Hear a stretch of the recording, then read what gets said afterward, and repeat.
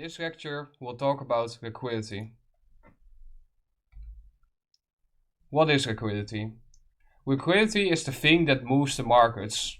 It's the main reason why the market does what it does. So it's really important to understand what liquidity is and how we can use it to our benefit. Liquidity basically means where all the orders are, or where all the money is. These orders are either below old lows, this is sell side liquidity, or above old highs, this is buy side liquidity. These are horizontal levels. But liquidity also rests below or above diagonal trend lines, because if the market is making, for example, higher lows, retail thinks that the market is going to continue to move higher, so they're going to draw a diagonal trend line and they will place their stop losses below the trend line. Sell side liquidity. You can see that the market trades below a support level that retail looks at, oh, the market drops to this level and is going to reverse here. Well, we look at that as a way to actually wait for this pattern to unfold, in which smart money purchase the lows, the support level, they purge the sell stops that rest below that low, and then smart money accumulates their longs to drive the market higher. We anticipate this. For buy side liquidity, we want to see the market trade above a retail resistance level, because retail looks at that as, oh, the market is going to trade into that level and then reverse, so they will place their stop losses, their buy stops above that high, above that level.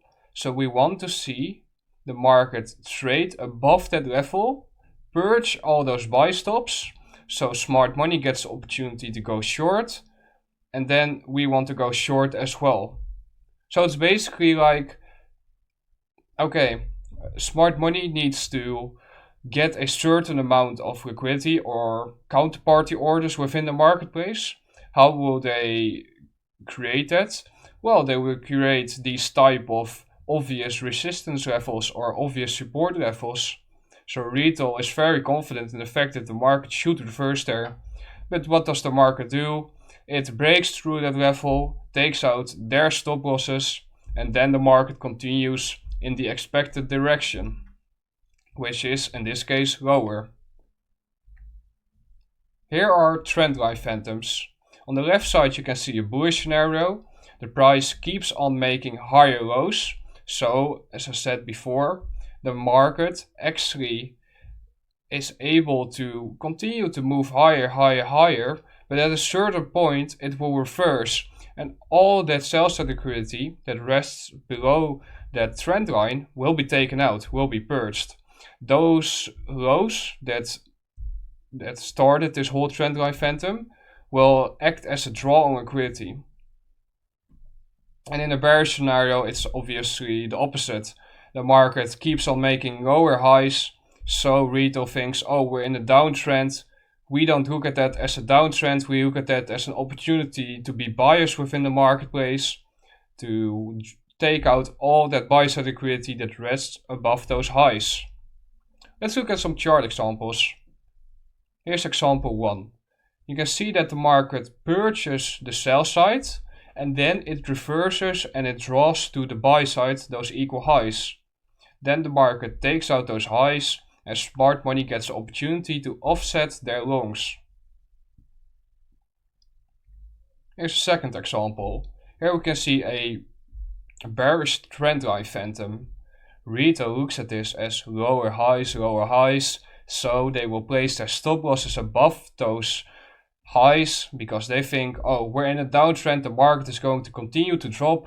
Well, you can see what happens. It just pumps right through it at a news release at 8:30. First it takes out the sell side, the lows, and then it expands higher quickly. This is repricing by the central banks, by the way. Here we can see the third example. The market trades above old highs, smart money accumulates shorts above there, and then the market reverses and attacks the old row, sell side liquidity. This is how liquidity works.